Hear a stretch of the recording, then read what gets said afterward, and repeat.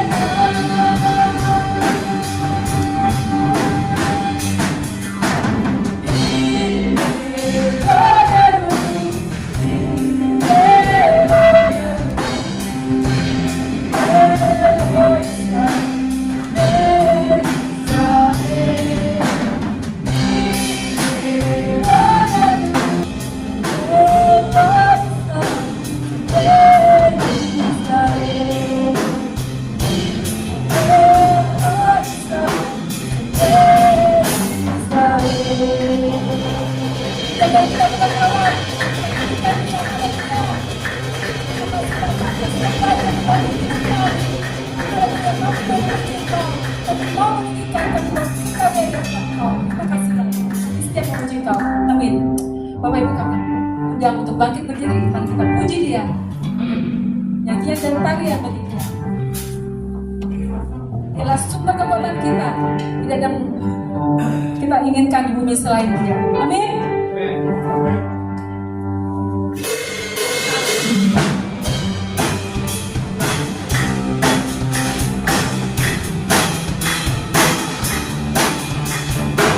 Mari kita bersatu hati di dalam doa.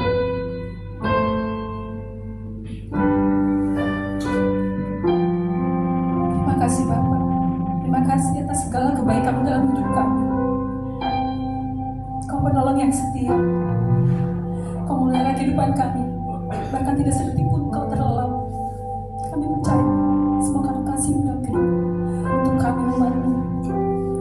Ajar kami Bapa untuk terus taat kepadamu, mematuhi perintah-Mu Bapa. Terus kuduskan kami dengan firman-firman-Mu Bapa. Kini saatnya kami mau mendengar firman-Mu Bapa. Biarlah firman-Mu itu jatuh di tanah kami yang subur, sehingga kami mau melakukannya dengan penuh kerelaan dan nama-Mu dimuliakan. Terima kasih Bapa. Mari Roh Kudus pimpin agar kami mau melakukan kehendak-Mu. Terima kasih. Dalam nama Yesus Mesias kami berdoa dan mengucap syukur. Amin.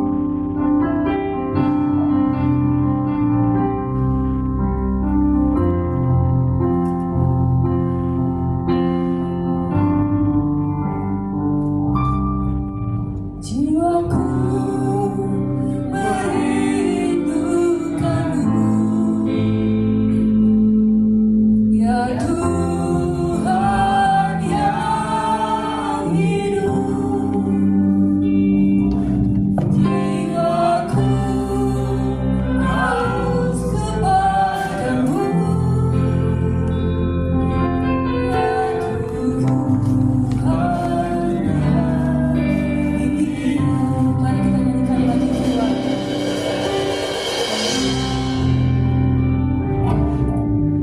Jiwaku merindukan-Mu,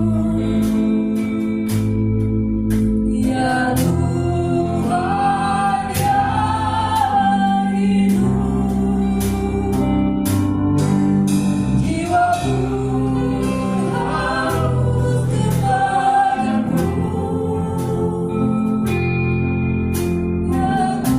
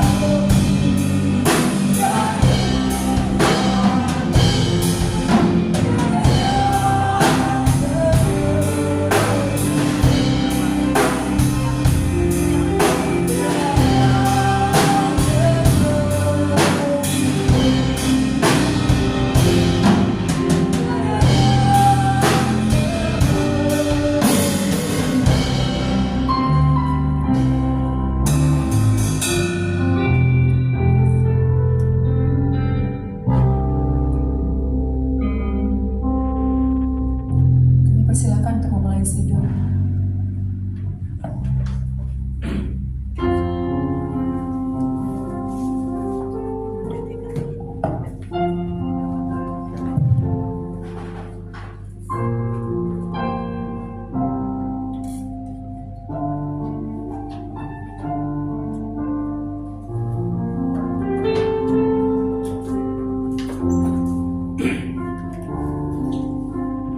Shalom Bapak Ibu. Baiklah, kita akan memulai sidul dan dimulai dengan watofu.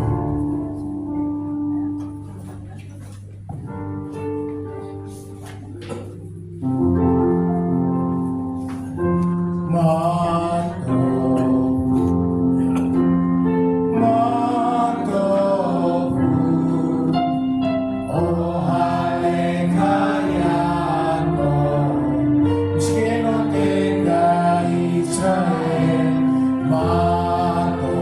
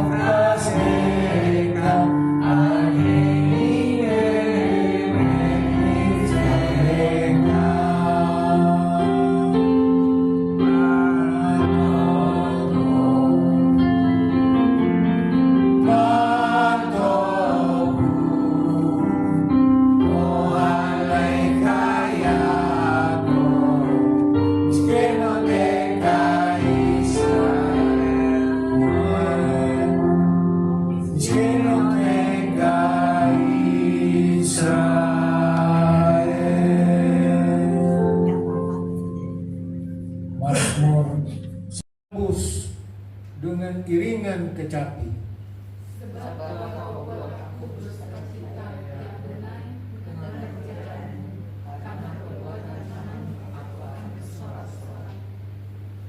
Betapa besarnya pekerjaan-pekerjaanmu ya Adonai, dan sangat dalamnya rancangan-rancanganmu.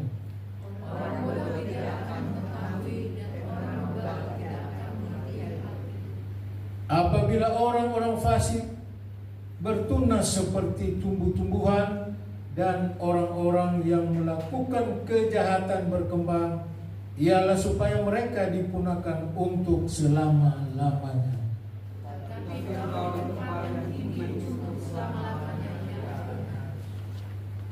Sebab sesungguhnya musuhmu ya Adonai, sebab sesungguhnya musuhmu akan binasa.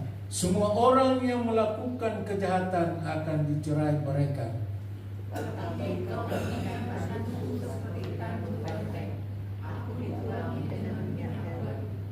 Mataku memandang seteruku, telingaku mendengar perihal orang-orang jahat yang bangkit melawan aku. Kita akan menyanyikan bersama. Sadikata maripra ke eres papanon iske setuli bebek Adonai bekasro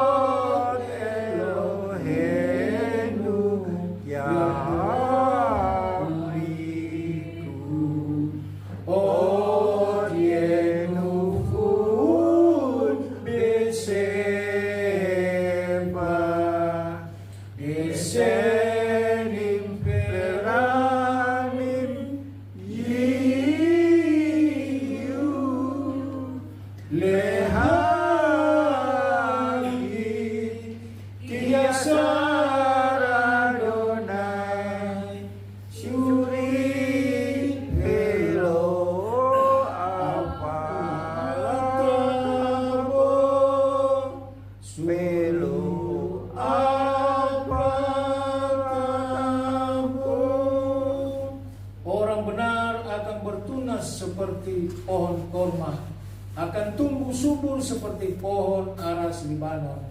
Mereka yang ditanam di bait Adonai akan bertunas di pelataran Elohim kita. Pada masa tua pun mereka masih berbuah menjadi gemuk dan segar, untuk memberitakan bahwa Adonai itu benar, bahwa ia gunung batuku dan tidak ada kecurangan padanya.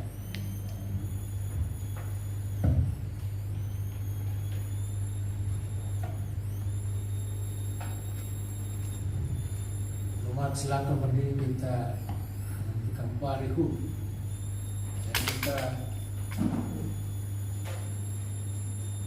dan menghadap ke Yerusalem, pusatkan pikiran kita kepada Bapa di surga.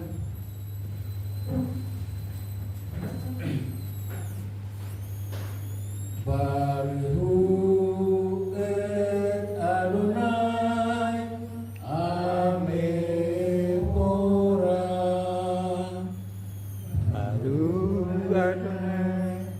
Amepora leolam pae baru Adonai Amepora leolam pae Israel Adonai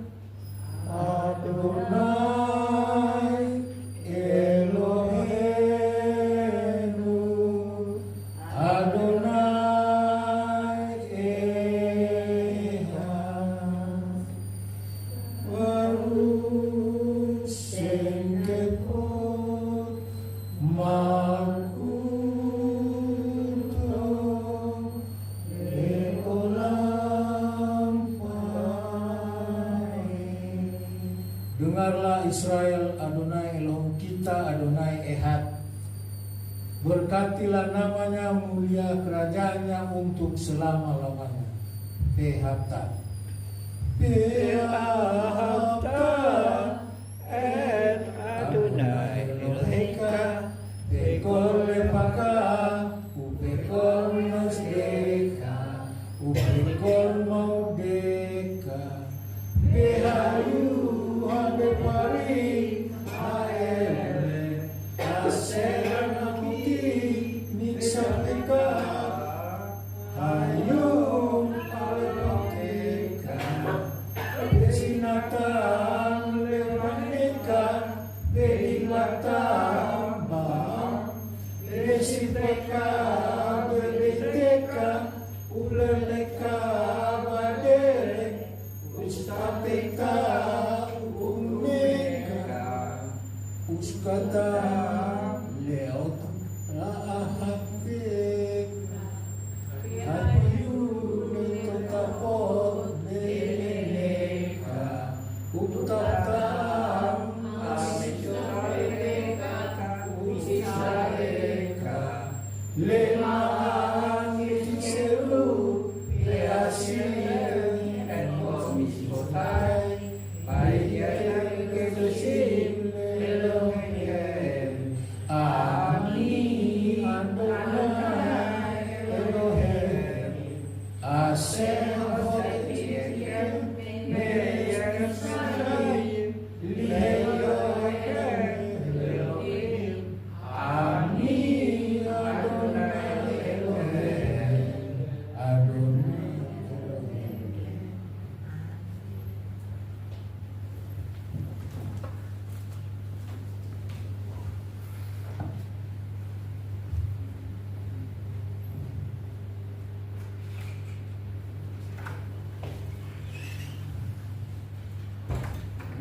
Kau berkat anak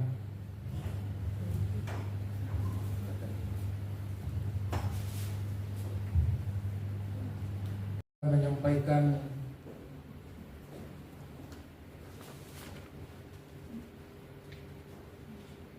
hatal ma'inidim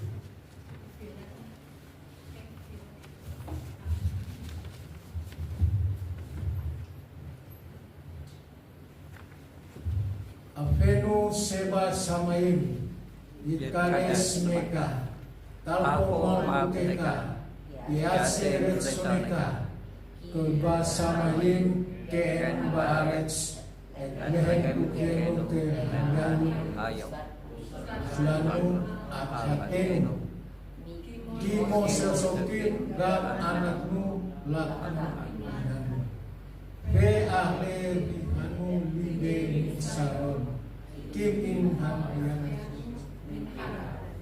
Kilka ham memlaka Behati pura Behati peret Le olamin amin.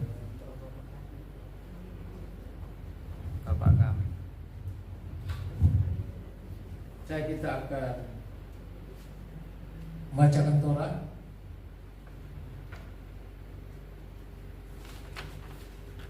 Dan silakan Pak Sukitno maju ke depan yang membacakan Torah. Mari kita naik ke Gunung Adonai, ke rumah Tuhan Yakub, supaya Ia mengajar kita tentang jalan-jalannya, dan supaya kita berjalan menempuhnya. Sebab dari Sion akan keluar Torah dan firman Adonai dari Yerusalem. Kimnik Sion Tetset Torah, Kimnik Sion Tetset Torah, ucapan Adonai Yerusalem, baru senatan Torah.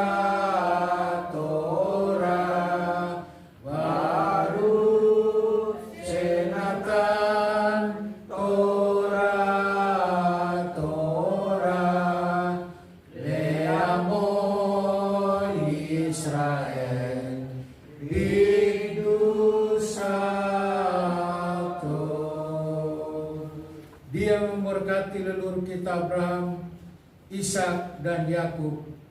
Kiranya Dia memberkati Pak Sutikno yang telah datang untuk menghormati Tuhan dan Torah. Kiranya Yang Kudus diberkatilah dia, memberkati dia dan keluarganya, dan mengirimkan berkat dan kemakmuran dalam segala pekerjaan tangan. Baru Adonai Hamepura leolam paet. Baru ata Adonai Elohinu melech haolam asar takar tanu Mikal haamin penatan lanu torato. Baru Adonai noten hatorah. Diberkatilah Engkau Adonai Tuhan kami, penguasa alam semesta yang telah memilih kami dari antara bangsa-bangsa dan memberkati kami Torah. Diberkatilah Engkau Adonai yang memberikan Torah. Pembacaan Torah dari Semot 38 ayat 21 sampai 26.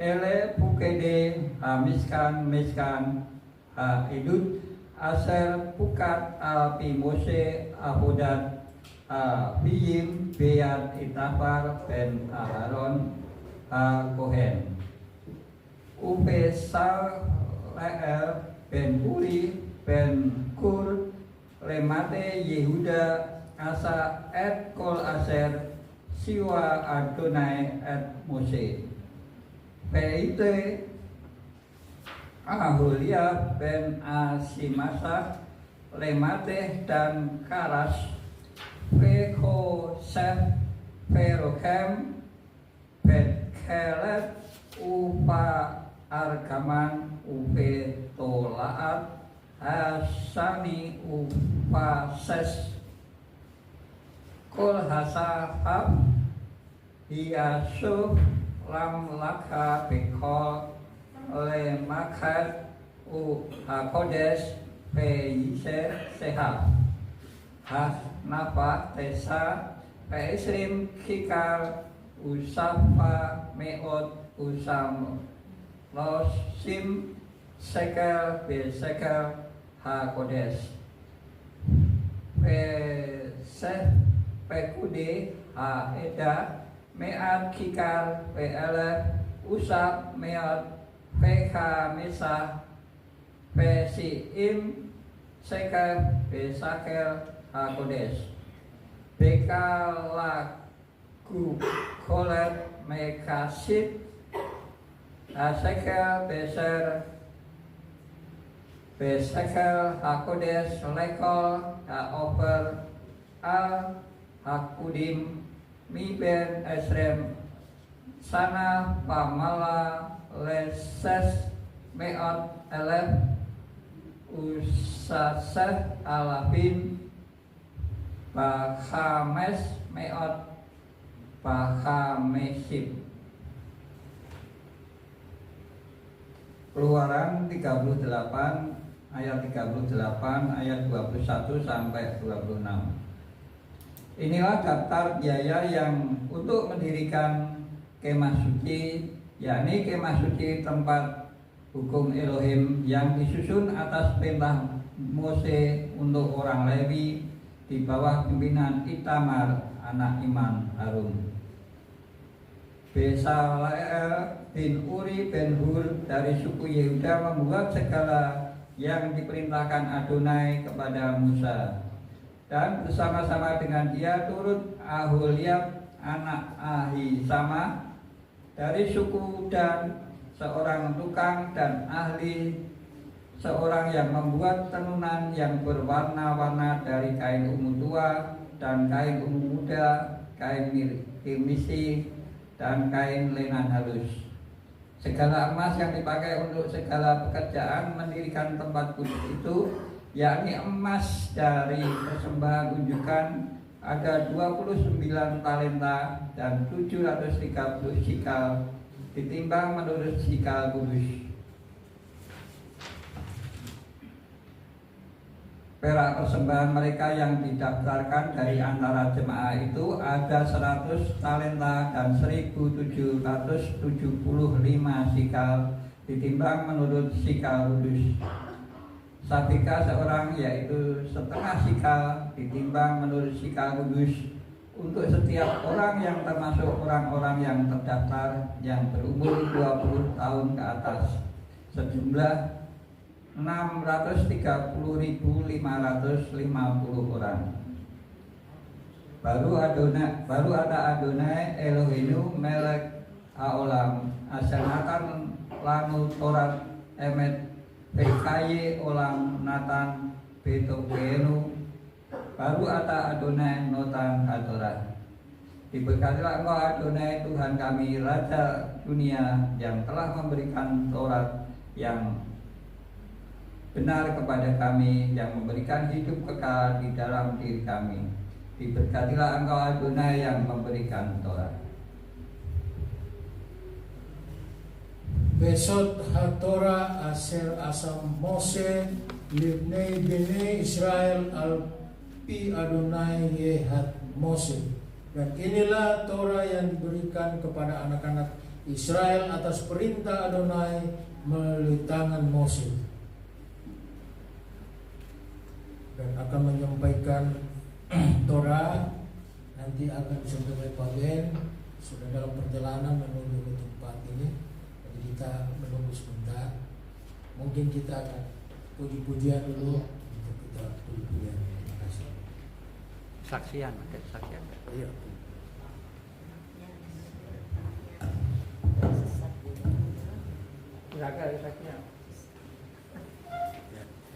Kalau mau pujian sama sih ya.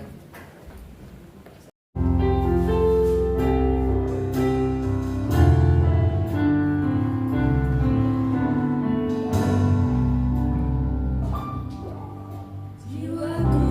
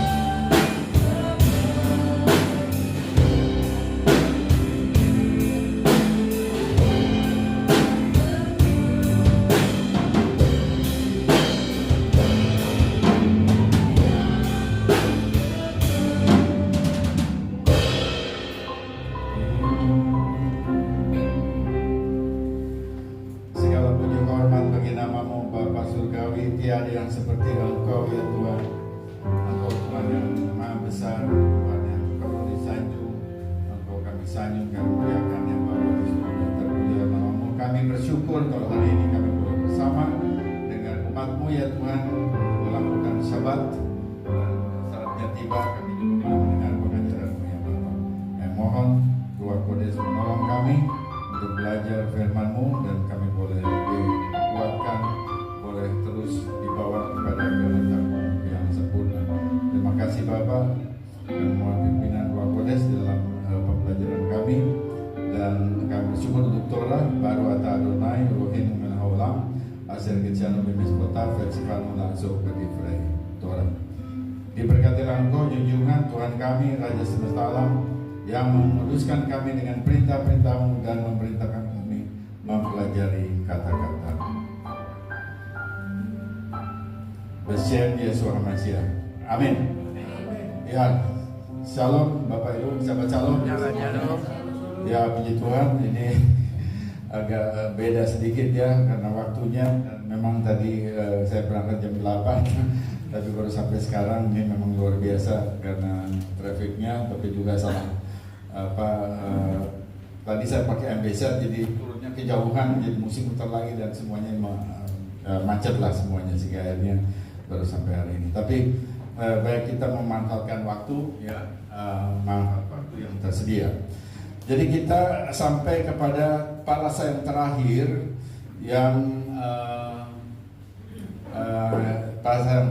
yang ada di kitab Keluaran, itu disebut Pekudei. Pekudei itu artinya perhitungan, accounts ya, perhitungan. Jadi Tuhan memerintahkan Mose, bangsa Israel untuk membangun Miskan. Lalu dari mana ininya, sumber-sumbernya, ternyata itu datang dari umat Israel sendiri ya. Itu tidak jatuh dari langit, tapi sebetulnya kalau Tuhan memerintahkan sesuatu itu sudah di tangan, sebetulnya di tangan umatnya. Jadi Tuhan nggak kalau dia bentuk logam-logam mulia seperti emas, perak, dan kemudian kain-kain yang bagus, itu nggak jatuh dari langit, tetapi itu semua udah di tangannya umatnya ya. Jadi Tuhan perintah itu karena Tuhan tahu ada sesuatu di umatnya. Dan dari mana umatnya dapat? Bukankah mereka sudah diperbudak selama 430 tahun? Dari mana? Ternyata itu datang dari Tuhan juga. Jadi waktu Israel keluar dari Mesir, Tuhan menggerakkan hati orang Mesir untuk memberikan sesuatu. Lalu Tuhan memerintahkan pada Mose agar dia mengatakan kepada Israel, kamu minta sesuatu kepada orang Mesir, lalu mereka akan kasih. Lalu Tuhan juga membuat hati orang Mesir itu jadi generous ya, jadi murah hati, sehingga mereka kasih benda-benda atau logam-logam mulia dan semua hal yang baik. Dan itu yang kemudian dipakai untuk membangun Miskan. Ya, jadi kita lihat juga bahwa Miskan atau kemah suci itu dibangun sesudah anak lembu emas, insiden anak lembu emas ya. Jadi anak lembu emas itu dibuat, dan perhatikan bahwa waktu anak lembu emas dibuat itu juga dari anting-antingnya ibu-ibu atau kaum wanita Israel. Dari mana dia dapat? Itu kan dapat yang dari berkat dari Mesir juga. Jadi ternyata berkat yang Tuhan berikan kepada Israel, kepada wanita-wanita Israel itu pertama itu lalu dibuat jadi anak lembu emas. Lalu setelah itu mereka ya, itu parsa yang lalu ya udah bertobat. Lalu Tuhan perintahkan membangun Miskan. Jadi kita lihat di sini ya bahwa Tuhan itu memperhatikan kelemahan umatnya. Kenapa Israel cepat tergoda untuk membangun atau membuat anak lembu emas itu? Karena mereka, walaupun mereka dipimpin waktu keluar dari Mesir itu dengan tiang awan, tiang api, itu nggak ada sesuatu yang nyata yang bisa dia lihat dengan mata dan bisa diraba. Jadi ternyata manusia itu punya kelemahan. Kelemahannya itu ingin sesuatu yang diraba dan dia rasa gitu ya. Dan karena itu waktu diberitahu ini ada yang yang bisa memimpin kamu dan itu dalam bentuk patung, ternyata dengan mudah itu dirujuk. Lalu dengan mengetahui itu maka Tuhan memerintahkan membuat Miskan ya, kemah Musa atau kita sering sebut Tabernacle of Moses. Jadi itu diperintahkan, Dan juga itu dari sudut untuk Israelnya, tetapi dari segi Tuhan, bahwa Tuhan dengan Israel sudah menjalin hubungan di Sinai yang diibaratkan sebagai mempelai laki-laki, pria dan mempelai wanita. Jadi itu ada pernikahan dalam tanda petik, ibaratnya itu pernikahan rohani antara Tuhan Adonai Elohim dengan Israel.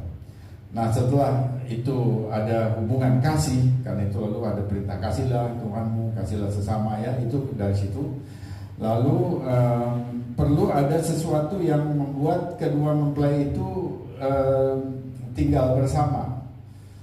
Jadi karena itu maka Tuhan memerintahkan ada satu tempat, dia yang memiliki langit dan bumi, dia nggak perlu satu tempat di bumi, lalu dia meminta dia tinggal di tengah-tengah Israel, ya, di tengah Israel. Lalu karena itulah diperintahkannya membuat miskan. Miskan itu kemah pertemuan, ya. Jadi itu barangkali latar belakangnya.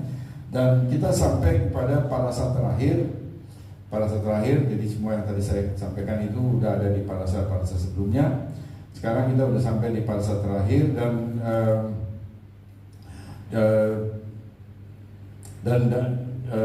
dalam beberapa parasat terakhir itu kita bisa melihat, ya, bahwa ada mulai dari parasat terumah dan tetzafeh itu Tuhan memerintahkan. Jadi terumah itu bawa korban syukurmu, disebut terumah. Ya, terumah itu persembahan unjukan. Jadi dia Tuhan perintahkan untuk membawanya. Lalu Israel membawa semua yang Tuhan minta. Kemudian tetzafeh juga itu perintah. Jadi Tuhan perintah, lalu kemudian perintah itu bisa diterima, bisa didengar saja dan tidak dilakukan. Tapi ada perintahnya, tetapi tidak dilakukan. Nah, Torah mencatat bahwa dalam dua parasat berikutnya, yaitu Pekudei dan Vayakhel, umat Israel melakukan apa yang diperintahkan. Dan terakhirnya itu ada di parasat ini, Pekudei, ya. Jadi semua yang Tuhan perintahkan itu dilakukan. Nah, karena itu kita bisa lihat bahwa kalau kita baca pasal 40 misalnya begitu, ya, mestinya ini gua jadi jemaat gua bisa membacanya secara pribadi, bahwa apa yang Tuhan perintahkan itu lalu dilakukan tepat seperti yang Tuhan perintahkan. Misalnya di pasal 40 ayat 16, bisa buka, ya. Saya baca, Mose melakukan semua itu tepat seperti yang diperintahkan Tuhan kepadanya.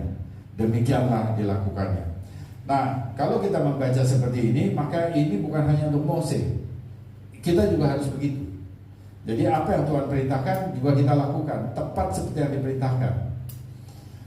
Nah, jadi dan di sini bahkan dari pasal 40 ayat 18 sampai 33 itu dijelaskan bagaimana Mose itu melakukan semua yang diperintahkannya itu secara rinci. Misalnya dia mendirikan, dia membentangkan, dia menaruh, dia membawa, dia mengambil, pokoknya dia menyelesaikan semua tugas yang diperintahkan oleh Tuhan. Kemudian pasal 40 ayat 33, dan Mose menyelesaikan tugasnya. Nah, sekarang kita udah lihat bahwa Mose melakukan tugasnya, dan ini juga refleksi bagi kita. Mengapa saya katakan bahwa apa yang Tuhan perintahkan perlu kita lakukan. Itu sama. Kalau dulu Mose demikian, kita juga sekarang mestinya demikian. Misalnya hari Sabat, ya, itu adalah perintah. Kemudian makanan kosher itu adalah perintah. Hari raya itu adalah perintah. Jadi kita lakukan itu. Di waktu kita lakukan, maka kita menepati apa yang dilakukannya, dan itu jadi berkat bagi kita. Jadi perintah Tuhan itu bukan, jangan dilihat sebagai kewajiban begitu, ya, nggak begitu. Tetapi perintah Tuhan itu justru perlindungan bagi kita. Abraham itu dia melakukan, kalau di terjemahan sini LAI itu di Kejadian 26 ayat 5, dia melakukan kewajibannya. Oh, itu cara berpikir cara berpikir tuan dan hamba gitu ya, yang seakan-akan tuannya itu begitu keras sehingga hambanya harus melakukan kewajiban. Tapi sebetulnya Abraham itu melakukan, waktu dia melakukan perintah itu adalah dia melakukan perlindungan, dia memperlakukan perlindungan Tuhan kepada dirinya. Jadi setiap perintah Tuhan itu perlindungan bagi umatnya. Jadi kalau kita dikasih perintah Sabat, itu perlindungan bagi kita supaya kita jangan diperbudak oleh dunia ini. Kita ada waktu istirahat, waktu untuk Tuhan, bukan selalu cari uang misalnya begitu ya. Atau kalau kita diperintahkan kosher makan, itu juga perlindungan bagi kita supaya cara makan kita itu sehat, bukan diperbudak oleh cara makan. Ya, jadi semuanya itu ada berkatnya. Jadi Mose menyelesaikan tugasnya dan itu satu kebaikan untuk dirinya. Nah, tapi sekarang coba kita lihat ya. Saya mesti tahu kira-kira jam berapa. Kasih saya 20 menit, 15-20 menit lagi ya. Lalu apakah Mose itu kerja sendiri? Pertanyaannya ini. Dia menyelesaikan tadi 40 ayat 33, Mose itu menyelesaikan tugasnya. Pertanyaannya, apakah Mose kerja sendiri? Apakah dia kerja sendiri? Apakah dia sendiri itu dia bangun tendanya, dia bikin menorahnya, mesbahnya, meja rotinya? Apa dia bikin sendiri? Tidak bisa, nggak bisa. Seorang dengan keahlian apapun dia melakukan semua itu sendiri. Dia harus dibantu oleh umat Israel. Nah sekarang, apakah Mose dan Israel yang bisa melakukan semuanya itu? Pertanyaannya itu. Apakah memang Mose dan Israel yang melakukan semuanya sehingga Tuhan hanya perintah tapi nggak melakukan apa-apa, lalu kemah itu tiba-tiba jadi aja lalu Tuhan menikmati? Apakah begitu? Halo? Tidak juga ya. Ternyata Tuhan melakukan sesuatu. Jadi waktu dia perintah Mose, itu Tuhan gak tinggal diam. Tuhan juga ikut melakukan sesuatu. Dia memampukan Mose, dia memberikan pikiran yang terang kepada Bezalel, Oholiab, sehingga punya hikmat dan kemudian bisa menangkap apa yang sebetulnya Tuhan kehendaki. Itu dari Tuhan. Nah, ini dipahami oleh Mose sebelum Tuhan memerintahkan membangun kemah itu. Dan itu dipimpin oleh Roh Kudus ya. Keluaran 15 ayat 17 waktu Mose keluar dari Laut Teberau, lalu dia nyanyian Mose, nyanyian Musa di situ ya, di sini ya. Lalu di 15 ayat 17 saya baca untuk saudara, engkau membawa mereka dan kau cangkokkan mereka di atas gunung milikmu sendiri, di tempat yang telah engkau buat kediamanmu, yaitu Hamikdas, Bet Hamikdas ya. Ya Adonai, di tempat kudus yang didirikan tanganmu ya Tuhan. Perhatikan di sini. Ya Adonai, di tempat kudus ya, ada satu tempat yang disebut tempat kudus yang didirikan tanganmu ya Tuhan. Jadi Mose waktu dia nyanyi, dia bilang tempat kudus itu didirikan oleh tanganmu Tuhan. Ini udah satu nubuat. Dan bagaimana Mose bisa tahu mengucapkan kata-kata itu? Saya percaya ini dipimpin oleh Ruach Kodes. Karena itu dia masuk dalam kitab suci. Jadi orang tokoh-tokoh Alkitab ya yang Tuhan pakai seluruhnya, nabi-nabi semuanya itu penuh dengan Roh Kudus.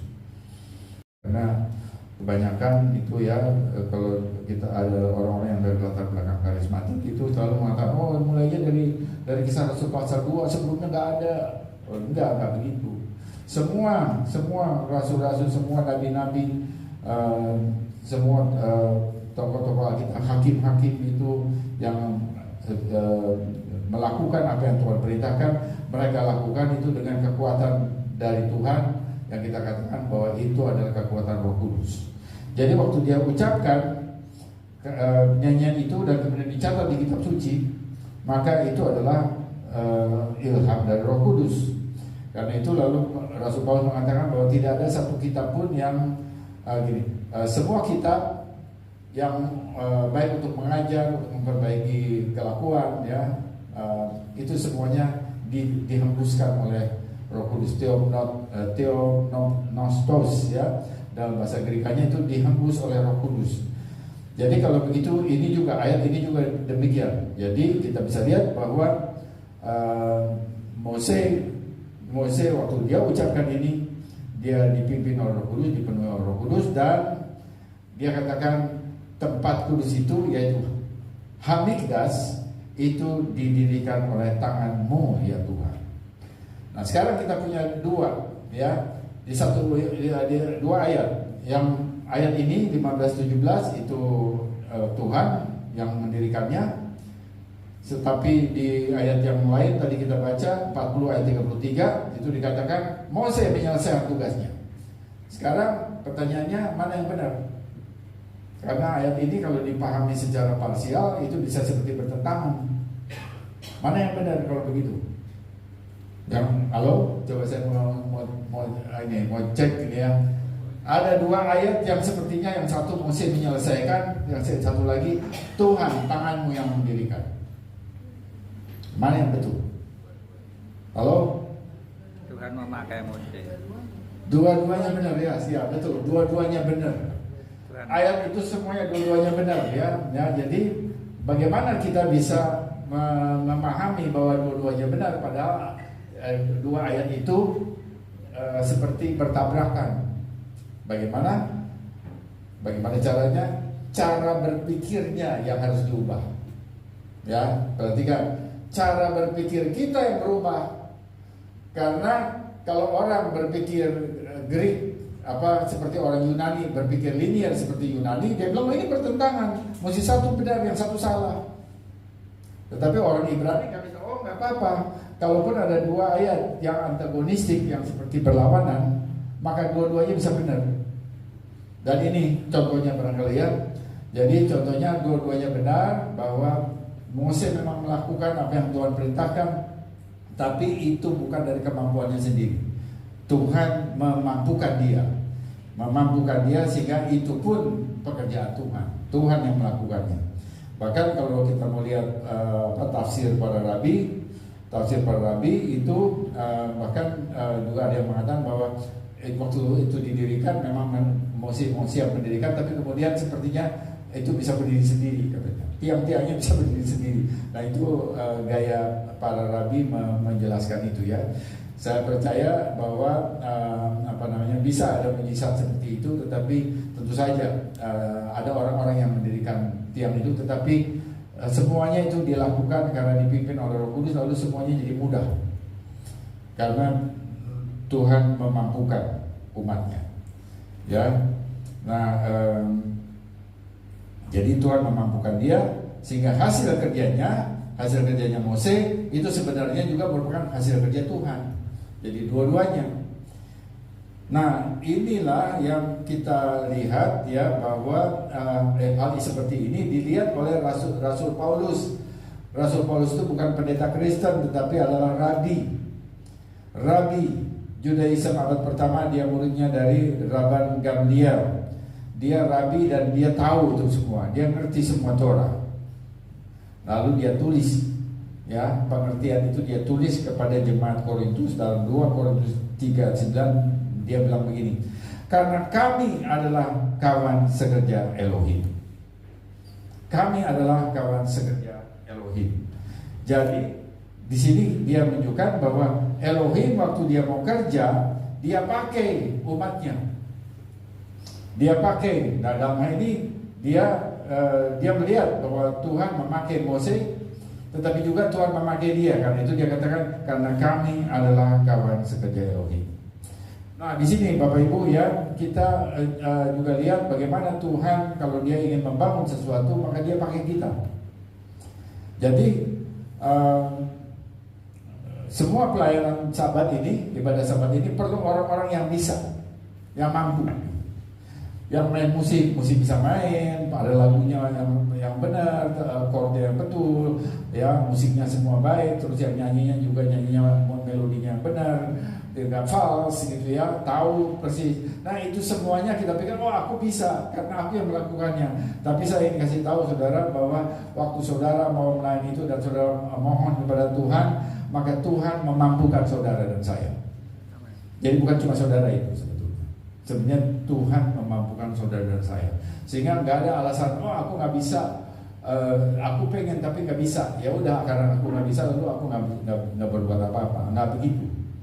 Juga yang khotbah juga begitu. Ini bukan pikiran saya sendiri gitu ya. Tadi saya udah nyiapkan ini, saya udah nyiapkan, tetapi situasinya nggak memungkinkan saya ikutin yang begini. Ini nanti 1 jam ya kalau mau ikutin catatan saya. Ya jadi mesti ada Tuhan taruh sesuatu dalam hati lalu kemudian ya udah keluar seperti yang Tuhan taruh begitu. Nah jadi itu artinya kita membuka hati kita, membuka diri kita, lalu Tuhan yang memang memerintahkan umatnya untuk melakukan sesuatu, Dia memampukan kita, Dia mendorong kita, Dia memberikan pikiran yang jernih, pikiran yang jelas begitu ya untuk mengucapkan sesuatu, untuk melakukan sesuatu, untuk memainkan musik tertentu ya, lagu yang tertentu. Lalu Dia yang memampukan. Nah, kita coba lihat ini ya, juga waktu orang murid-murid Tuhan, murid Yesua itu mengabarkan Injil, itu juga Tuhan melakukan sesuatu. Kita lihat di Markus 16 ayat 20, mereka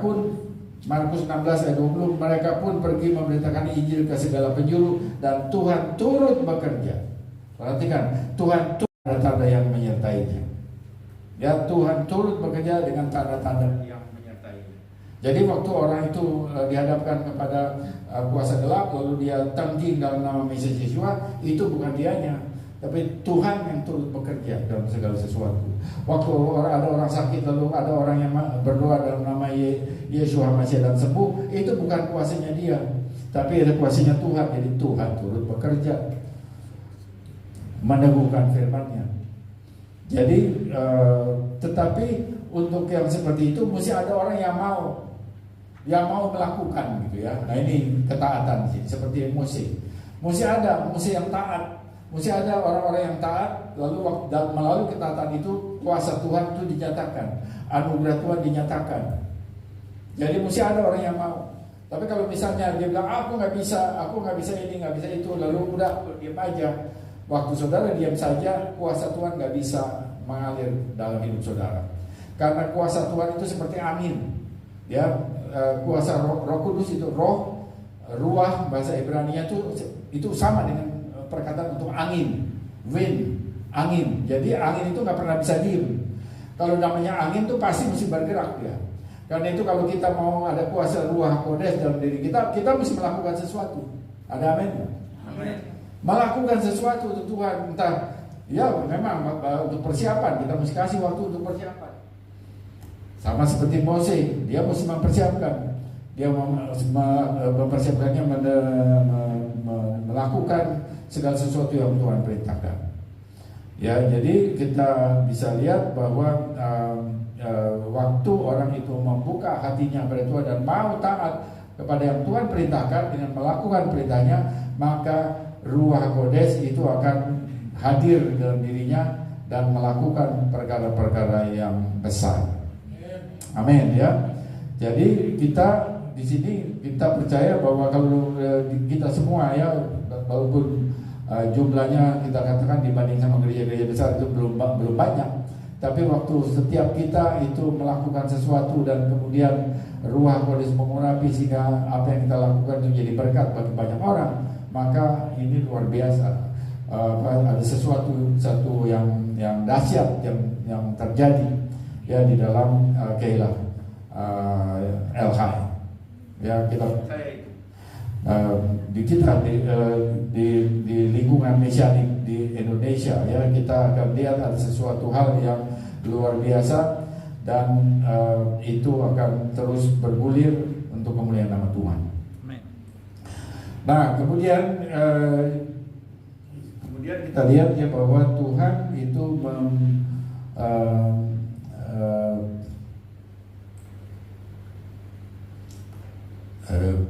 Ya, Tuhan memerintahkan itu membuat miskan, ya. Tuhan memerintahkan untuk membuat miskan. Nah, coba kita baca Keluaran 25 ayat 8. Waktu Mose membuat itu yang dikatakan tadi sudah menyelesaikannya.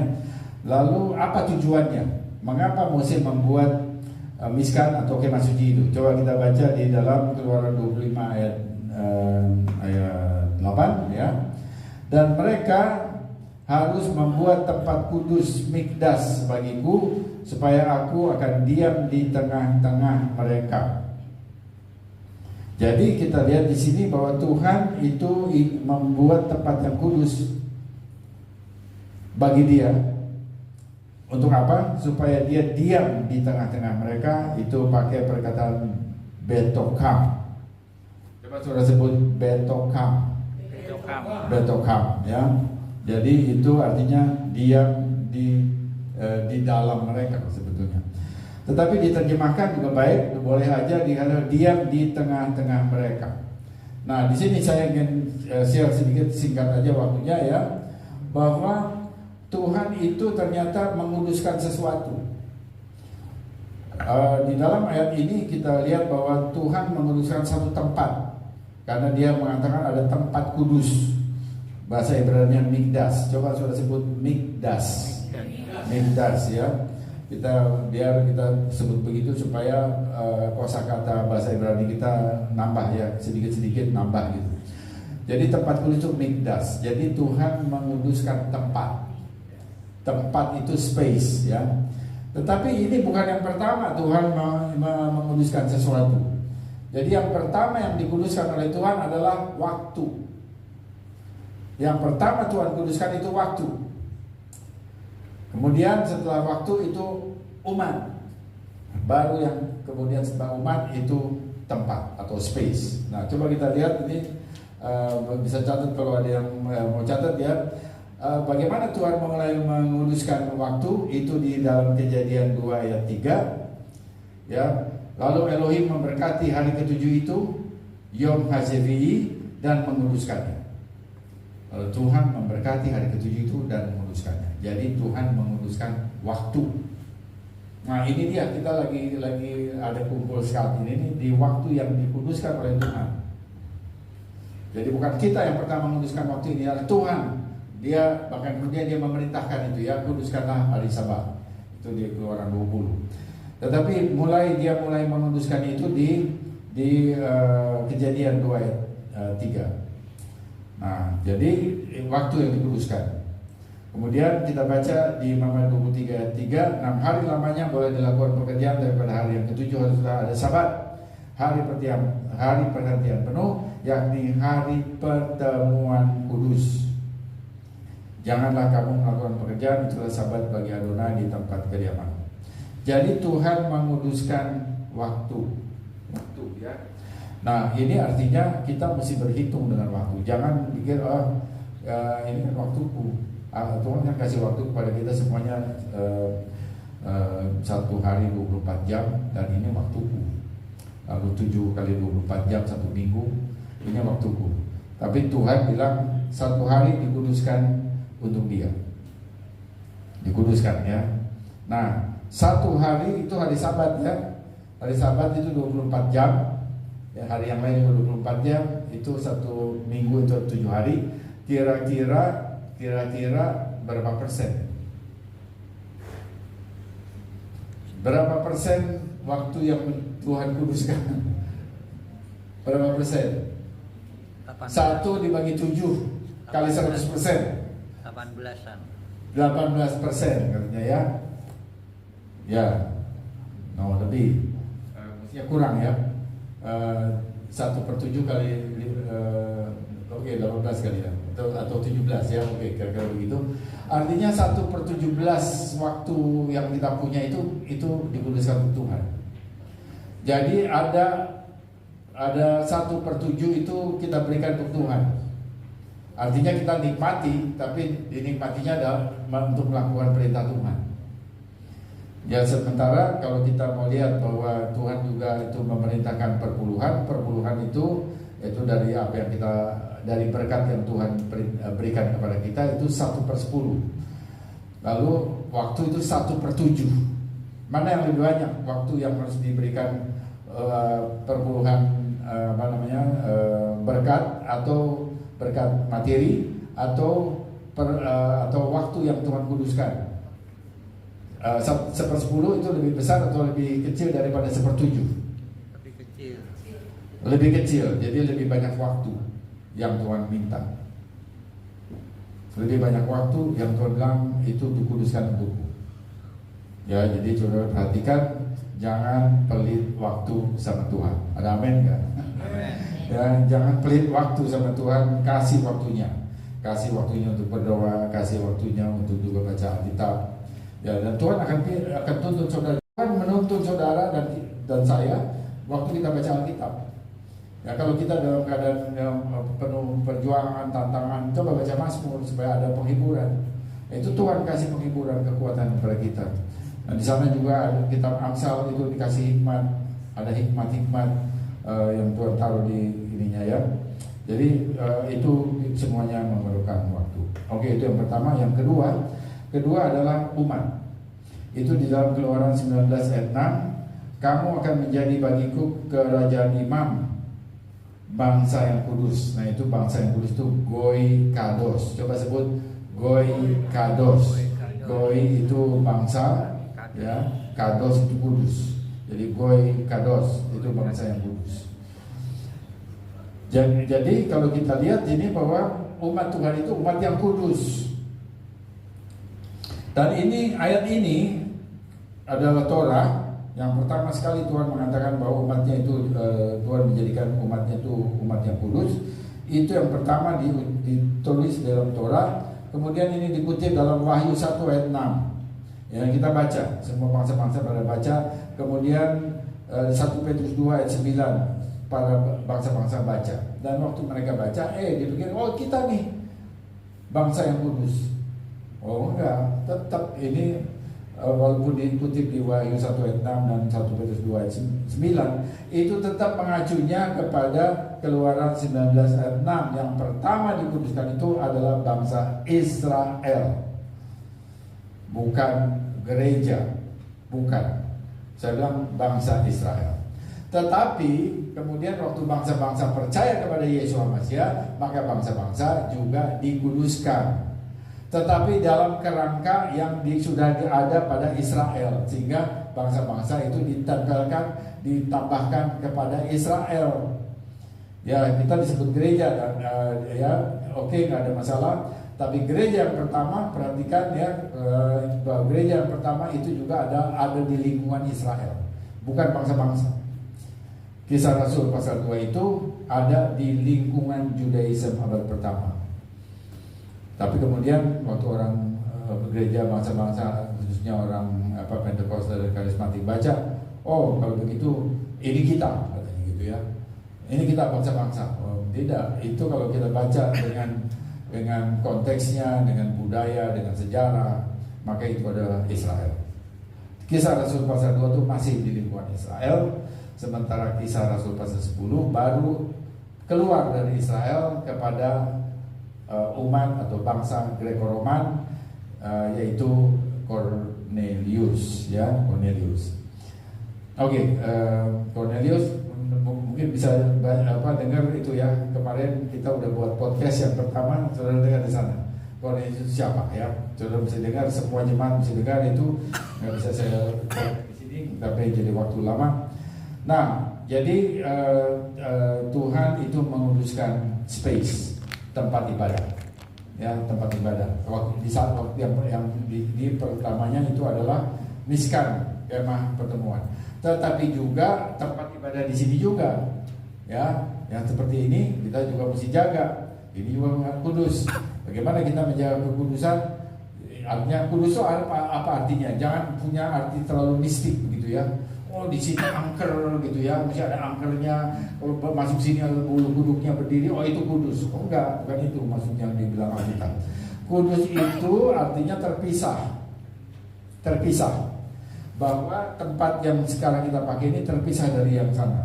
Yang sana yang di bawah, yang mana itu ada WC atau apa, itu terpisah. Yang di sini itu terpisah. Jadi ini spesial lah kira-kira gitu ya. Bahwa kudus itu kados artinya separated, dipisahkan. Jadi kita waktu mengatakan ini tempat yang kudus, ini kita berperilakunya beda, yang membedakan, nggak teriak-teriak, nggak banyol-banyolan yang gimana begitu ya. Menjaga perilaku kita, jaga kebersihan. Ya, jadi kebersihan, misalnya ada tisu, jadi banyak orang Indonesia itu sangat bersih. Jadi kalau dia udah pakai tisu, dia nggak mau taruh di kantongnya, dia mesti buang, mesti jauh dari badannya. Lalu dibuangnya kemana? Ya udah di mana aja, di mana aja gitu, dibuang kemana aja, sehingga ini jadi kotor tempatnya.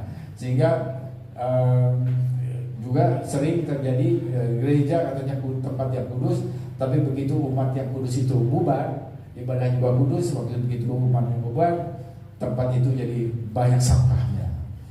Jadi lalu pertanyaannya, mana kudusnya? Jadi begitu ya. Jadi kita mesti, kalau misalnya ada yang seperti itu, mesti lebih baik dikantongin. Kalau nggak ada tempat sampah yang nggak kelihatan, saya di tempatnya saya taruh di saku saya. Nanti di luar baru kita buang. Nah, ini salah satu contoh. Itu contoh ya. Sebab saya lihat di sini bersih semua ya.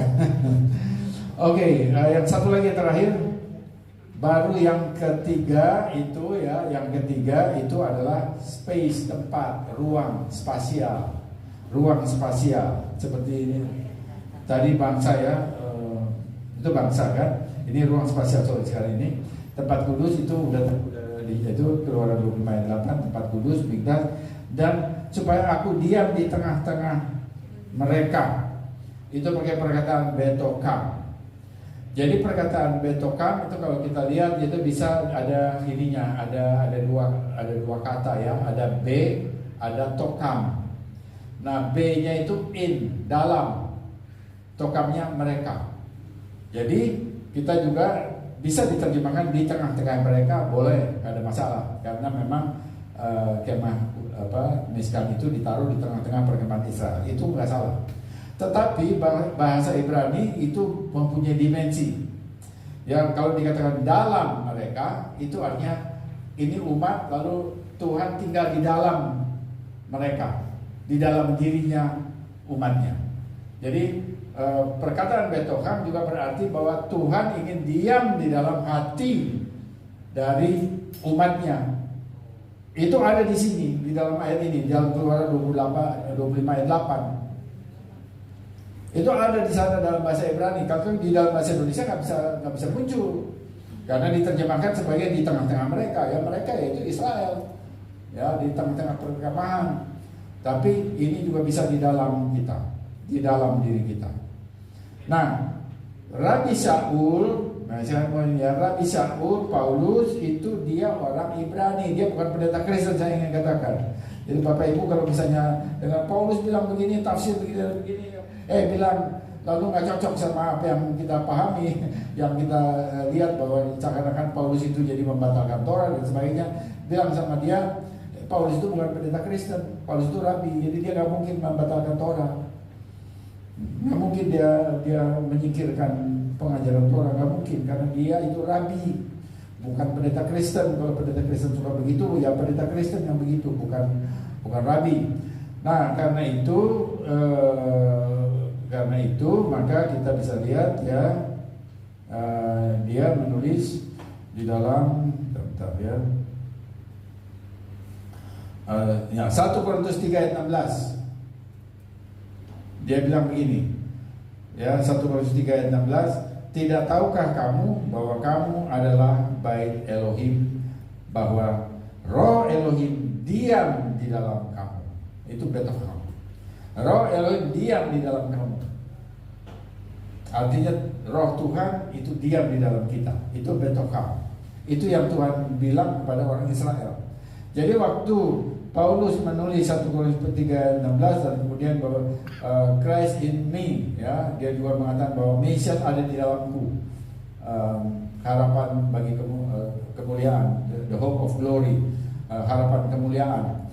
itu bukannya sesuatu yang oh itu perjanjian baru lain, itu nggak ada di dalam Torah yang model begitu, yang ini lebih tinggi, nggak ada. Itu dari sini, dari Keluaran 25 ayat 8 perkataannya apa? Betokam.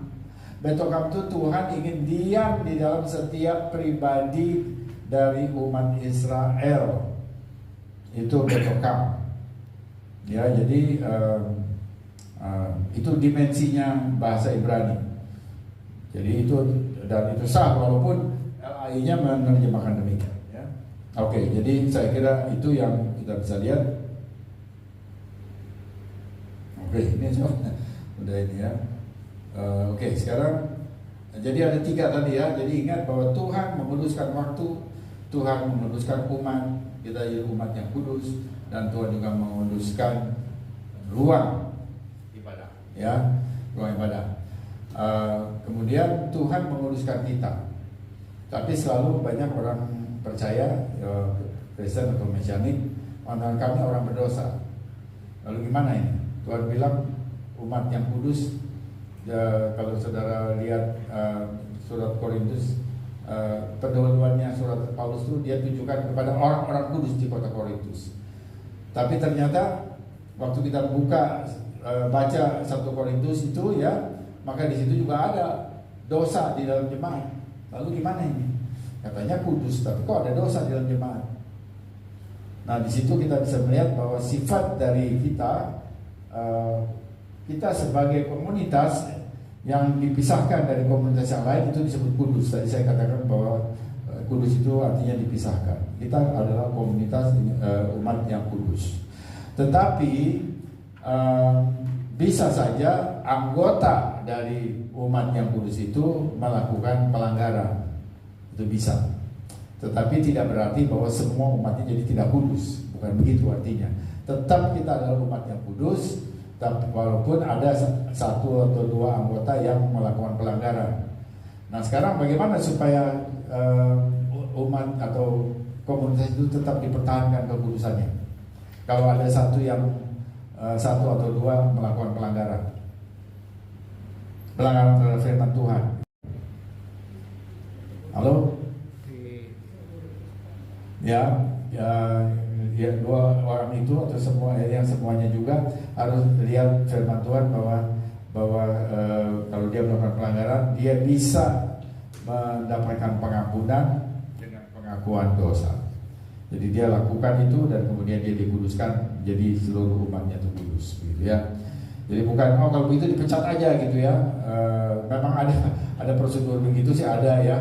Tapi kalau udah dikasih peringatan, udah dikasih ini, tapi tetap saja bahkan melakukan hal-hal yang mencemarkan nama Tuhan dan itu ya memang dan juga dia memang sudah tidak mau lagi dengan komunitas ini, ya biarlah dia keluar begitu kan. Tetapi kalau dia memang melakukan satu pelanggaran tetapi kemudian menyesal, dia bisa melakukan orang itu bisa melakukan pengakuan dosa dan kemudian 1 Yohanes 1 ayat 7 mengatakan darah Yesua anaknya menyucikan dia dari segala dosa. Ya, jadi karena itu dia jadi orang kudus lagi. Nah, yang kemudian yang terakhir dia saya singkatkan karena di sini musinya udah jam 12.30 ya Pak Edi ya, dari selesai ya. Oke, ini maaf ini ya, tetapi saya mau menunjukkan. Coba saudara lihat 40 pas Keluaran 40.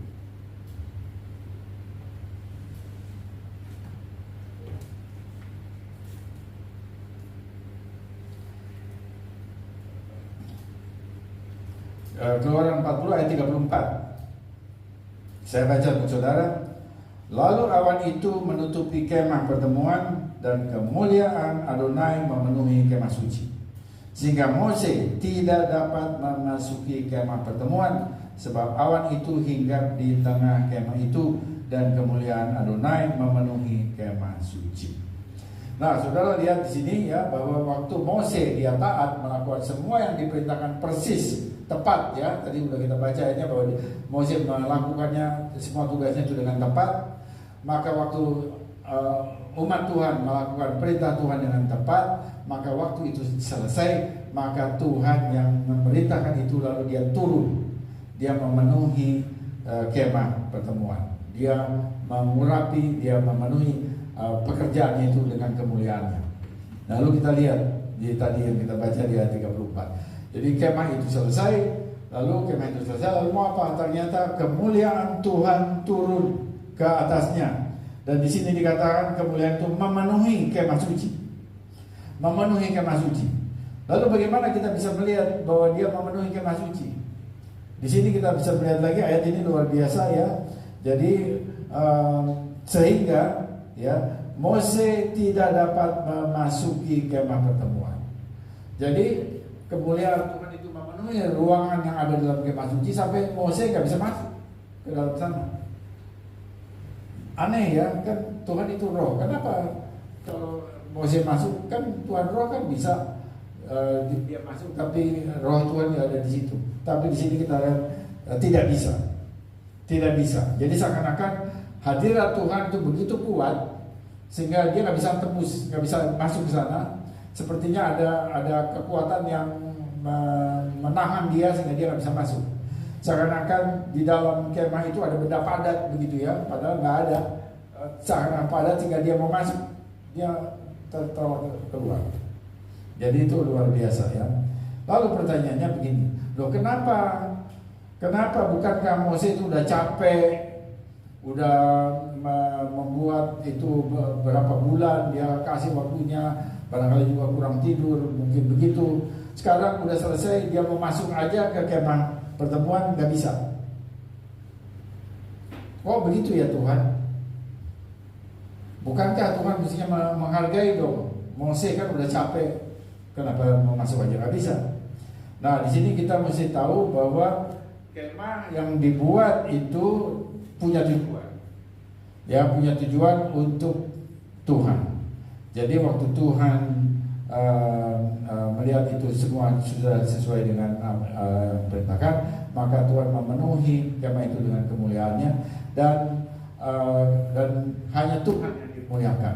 Jadi dia nggak mau siapapun, termasuk hambanya yang Mose siapapun tidak bisa ikut masuk di dalam kemuliaannya. Kemuliaan Tuhan itu hanya untuk Tuhan, perkataan lain. Amin. Jadi nggak ada kalau misalnya Mose masuk sana, jadi nanti Mose juga jadi dia juga ikut dipermuliakan gitu. Oh tidak, Tuhan tidak mau itu. Kemuliaan Tuhan hanya untuk Tuhan. Jadi itu dari sisi Tuhan dan itu fair, itu benar sekali bahwa kemuliaan Tuhan ya memang untuk Tuhan aja. Nggak bisa manusia menikmati atau memakai kemuliaan Tuhan untuk dirinya. Jadi kemuliaan Tuhan hanya untuk Tuhan. Nah sekarang kita coba lihat dari Mose. Jadi waktu Mose dia nggak bisa masuk ke kemah suci itu, dan ya karena kemuliaan Tuhan di sana. Lalu gimana sikapnya Mose? Apakah dia kecewa? Apa dia gimana sih? Aku ini udah selesai karena kok aku ditolak. Kecewa enggak? Enggak perlu kecewa. Nah ya betul, baik ya. Jadi sikapnya Mose sebagai hamba tidak kecewa. Mengapa? Karena seorang hamba itu waktu dia melayani tuannya itu untuk kepentingan tuannya, bukan untuk kepentingan dirinya. Jadi waktu seorang hamba itu melayani rajanya, maka itu untuk kepentingan rajanya, sehingga waktu rajanya dipermuliakan dia ikut bahagia. Waktu Tuhan dipermuliakan, maka Mose turut berbahagia. Jadi kebahagiaan seorang hamba adalah ketika tuannya dipermuliakan, bukan dirinya yang dipermuliakan. Ini mental atau cara berpikir seorang hamba, bahwa seorang hamba akan mengatakan, aku bisa melayani raja di atas segala raja, itu udah syukur. Bahwa aku bisa melayani dia itu udah luar biasa. Aku bersyukur bahwa aku bisa melayani dia. Bukan aku mesti bisa dapat kemuliaan baru aku mau melayani dia, enggak. Kalaupun aku tidak dipermuliakan, tapi Tuhan yang dipermuliakan, aku bersyukur. Jadi bersyukurnya itu dia bisa melayani Tuhan. Nah itu adalah cara berpikir seorang hamba. Dan kalau kita mempunyai pikiran seperti itu waktu kita melayani Tuhan, maka itu pikiran yang benar. Jadi bukan aku mau melayani begini, tapi aku mesti muncul di tengah dong. semua orang mesti melihat aku. Oh enggak begitu. Ya, kalau Tuhan ingin mengangkat seorang, biar yang Tuhan yang mengangkat, tapi bukan kita yang mengangkat diri kita sendiri. Ada amin nggak? Amin. Bukan kita yang angkat diri kita sendiri, tapi Tuhan yang angkat. Ya, jadi itu urusan Tuhan. Tetapi apa yang kita lakukan adalah melayani Dia, dan kita cukup puas, kita bersyukur, kita berbahagia waktu kita bisa melayani Tuhan. Waktu kita melayani Tuhan itu udah luar biasa. Jadi kita dapat kesempatan melayani Tuhan itu luar biasa.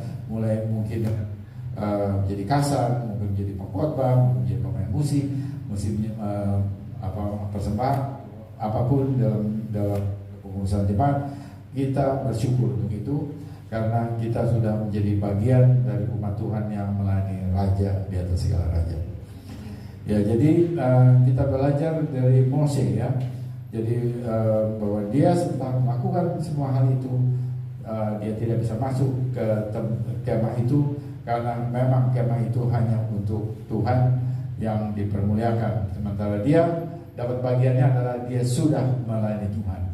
Jadi dengan demikian juga kita hal yang sama, bahwa kita bersyukur bahwa kita sudah bisa melayani Tuhan, kemuliaan untuk Tuhan, dan nanti berkat bagi hamba itu nanti Tuhan yang kasih. Ya, Tuhan yang kasih dan bukan kita yang menanggung. Biar Tuhan yang kasih sehingga bahkan kita bisa lihat bahwa Dia bisa melakukan perkara-perkara yang lebih besar dari yang kita pikirkan. Karena Dia Tuhan yang memberi, bukan Tuhan yang meminta. Ya, Dia Tuhan yang memberi, Tuhan yang selalu mau memberkati, dan bukan Tuhan yang memeras, tapi Dia Tuhan yang memberkati. Amin. Nah, akhirnya kita sekarang kita sudah selesai dengan kitab ini. Kita mengatakan hasak, Fenit hasak. Coba ikut saya ya. Hasak, Fenit hasak. Kuatlah, kiranya kita dikuatkan. Amin. Kita dikuatkan untuk belajar Torah terus menerus ya. Setelah kita keluar minggu depan kita belajar kitab Imamat ya. Jadi terus belajar, kita diubah, kita dilengkapi untuk menjadi umat Tuhan yang kudus. Ada amin? Amin. Mari kita berdoa. Bapa dalam surga, terima kasih untuk anugerah Tuhan kepada kami. Kalau kami boleh pada hari Sabat ini, dengan segala keberadaan kami boleh tetap memuji Tuhan dan berdoa dan juga mendengar pengajaran. Kiranya pengajaran firman Tuhan dari Torah Tuhan taruh dalam hati kami dan beri hikmat kepada kami untuk menerapkan dalam kehidupan kami masing-masing, supaya kami boleh sama seperti Mose yang diperintah oleh Tuhan dan mentaati setiap perintah secara rinci. Demikian juga kami sekalian, setiap pribadi melakukan perintah-perintah Tuhan secara rinci, dan ketika itu dilakukan maka Tuhan dipermuliakan, Tuhan diagungkan. Ketika kami juga melakukan bersama-sama perintah Tuhan, maka Tuhan diagungkan dalam komunitas El-Hai, dan kemuliaan Tuhan memenuhi El-Hai. Komunitas El-Hai dipenuhi oleh kemuliaan Tuhan bagi kemuliaan Bapa di surga. Terima kasih Bapak. Kiranya Tuhan memimpin kami terus untuk belajar pengajaran Tuhan, belajar firman Tuhan, sehingga kami boleh menjadi umat yang menyatakan kemuliaan Tuhan. Kami boleh memberitakan juga atau membagikan kebenaran itu kepada banyak orang lain, sehingga mereka juga boleh hidup dalam kebenaran firman Tuhan. Terima kasih Bapak. Segala puji hormat bagi nama Tuhan. Di dalam nama Yesus Yeshua kami berdoa dan ucap syukur. Amin.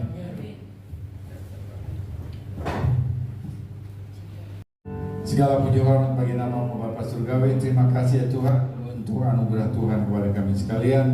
Dan saat ini kami membuka hati kami untuk berkat yang Bapa berikan kepada umat-Mu, sesuai juga dengan yang Tuhan perintahkan kepada hamba-Mu, yaitu Aharon dan Mose, untuk memberikan kata-kata berkat di tengah umat-Mu. Dan kami percaya bahwa berkatnya berasal dari Bapa Surgawi kami. Terpujilah nama Tuhan. Saudara sekalian, terimalah berkat Tuhan. Yevareka Adonai fi mereka. Amen. Adonai panav eleka bekuneka. Amen. Yisa Adonai panav eleka fiasem leha shalom. Amen. Adonai memberkati engkau dan melindungi engkau. Adonai menyinari engkau dengan wajahnya dan memberi engkau kasih karunia. Adonai mengangkat wajahnya kepadamu dan memberi engkau damai sejahtera. Diberkatilah engkau di kota dan di ladang. Diberkatilah bakul dan adonanmu. Diberkatilah engkau ketika engkau keluar dan ketika engkau masuk. Engkau akan menjadi kepala dan bukan ekor. Engkau akan naik dan tidak menurun pada saat memegang segala perintah Adonai Elohim dan melakukannya dengan setia. Kiranya Yesus Masih akan membawa engkau kepada orang-orang yang tepat, yang akan memberkati dan melengkapi hidupmu, baik pria maupun wanita. Amen. Kiranya Ruach Kodes akan membawa engkau kepada keputusan-keputusan yang benar, sehingga engkau boleh terus berjalan di atas jalan raya kemenangan yang Tuhan sudah sediakan bagimu. Kasih karunia Yesus Masih dan kasih Bapa kita Persekutuan Ruach Kodes menyertai saudara sekalian sampai Maranatha. Mesias datang kedua kalinya, dan semua orang percaya katakan Amin.